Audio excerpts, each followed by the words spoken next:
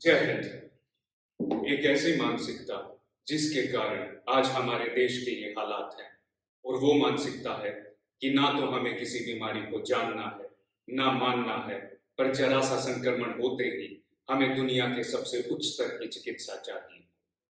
अब मैं आपको बताता हूँ कि इतनी मौतों के पीछे का कारण देश की ये मानसिकता क्यों है। पहले बात करते हैं इस वायरस को जानने की। जब 11 मार्च 2020 को WHO ने इसे वैश्विक महामारी घोषित कर दिया था, तो हमें समझना चाहिए था कि वैश्विक महामारी उस बीमारी को कहते हैं जो पृथ्वी पर 80% लोगों को होगी। इतिहास की वैश्विक महामारियों ने भी हमें सिखाया है कि हर महामारी के 3 चरण होते हैं और आखिरी के चरण भयानक भी। इस बीमारी के पहले चरण को देखकर 70% भारतीयों ने तो इसे मजाक में लिया। परिणाम के तौर पर होली, कुंभ मेला, शादियां और चुनाव आयोग की भागीदारी से तो पूरा देश भली भांति अवगत है। जब हमने किसी बीमारी को जाना ही नहीं, तो उसे मानना और उसके लिए बचाव ढूंढना और उनका पालन करना असंभव था। अगर हमने जरा सा भी इस बीमारी को समझा होता, तो हमने अपने स्वास्थ्य के लिए कुछ प्रयास किए होते और आपातकालीन परिस्थितियों से लड़ने के लिए सरकार के ऊपर दबाव बनाए होते। अब बात करते हैं उच्च स्तर की चिकित्सा यानी एलोपैथिक की। देश की जानकारी के लिए मैं बताना चाहूंगा कि यह एक आरएनए वायरस है और हमारे पास सभी टेक्नोलॉजी डीएनए के लिए है, आरएनए वायरस के लिए नहीं। और ये वायरस सार्स फैमिली से है, यानी सीवियर एक्यूट रेस्पिरेटरी सिंड्रोम। कोई भी टेस्ट, एंटीबॉडीज टेस्ट या आरटीपीसीआर टेस्ट इस संक्रमण के सही स्तर तक पहुंचने के लिए सक्षम नहीं है। इसीलिए हाल फिलहाल में रोगियों का इलाज फेफड़ों के सीटी स्कैन और लक्षणों के आधार पर किया जा रहा है।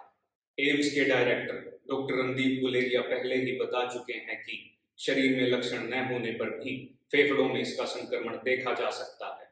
अस्पताल पहुंचने पर लोगों में रोगी के कम और एक घबराए हुए व्यक्ति के लक्षण अधिक होते हैं, जिनके आधार पर ही हमें डेक्सामेथासोन, प्रेडनिसोन, मिथाइल प्रेडनिसोलोन जैसे कोर्टिकोस्टेरॉइड दे दिए जाते हैं।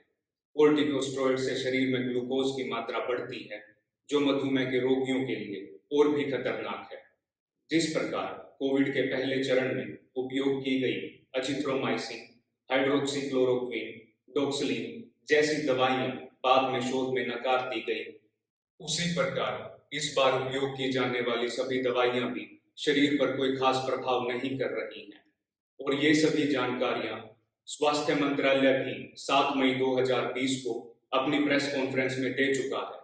रेमडेसिविर जैसी दवाइयां, जिसे अमेरिका से भारत में निर्यात करते समय ही बता दिया गया था कि ये शुरुआत के 5 दिनों में काम करती हैं, उसके बाद इनका रोगी के शरीर पर कोई प्रभाव नहीं, फिर भी इनका उपयोग बिना आवश्यकता के किया जा रहा है। आज कुछ लोगों को लग रहा है कि ऑक्सीजन सिलेंडर उनकी जान बचा सकता है, पर सबसे पहले आप ये समझिए कि जब हम सांस लेते हैं तो 21% ऑक्सीजन और बाकी नाइट्रोजन लेते हैं।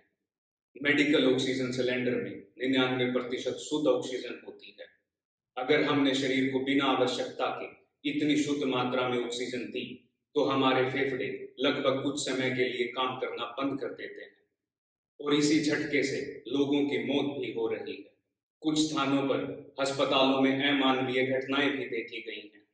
देश के वर्तमान हालातों को देखते हुए और इस वायरस के शरीर में बायोलॉजिकल प्रभाव को देखते हुए मैं कुछ आयुर्वेदिक उपचार बता रहा हूँ।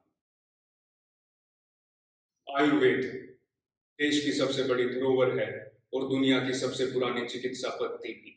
ऐसी वैश्विक महामारी के समय आयुर्वेद को नकारना हमारी सबसे बड़ी भूल होगी। आयुर्वेदानुसार सुबह और शाम का समय कफ का समय है। इसी समय पर कोविड-19 के रोगियों में इसके लक्षण अधिक देखे जा रहे हैं। हमें इसी समय पर रोगियों को पेपरमेंट ऑयल की भाप देनी होगी।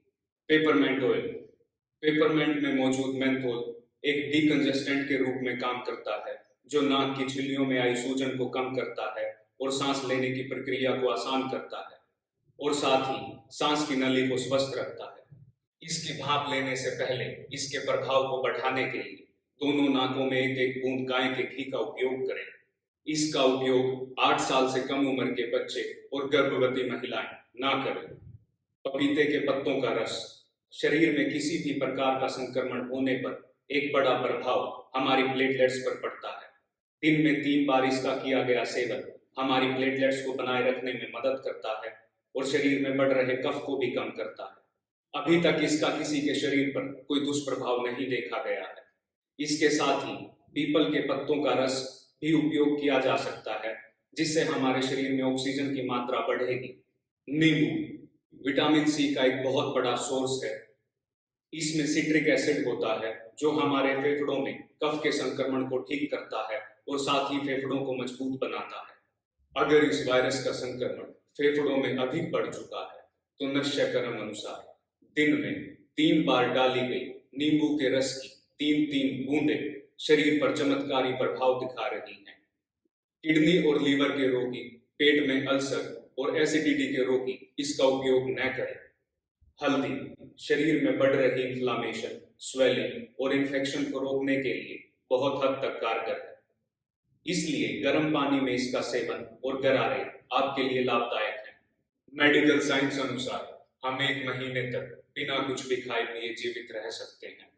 इसीलिए सुबह के समय पर हल्का प्राणायाम, फलों का आहार, दोपहर के समय इच्छा अनुसार आहार और रात को हल्का आहार जैसे दलिया, खिचड़ी, दाल का पानी आदि आपके लिए उचित रहेगा।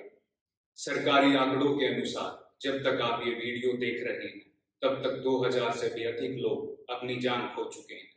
आप अपनी बारी आने का इंतजार न करें, सभी नियमों का पालन करें और इन जानकारियों को उन लोगों तक भी पहुंचाएं जो इलाज लेने तक में सक्षम नहीं है।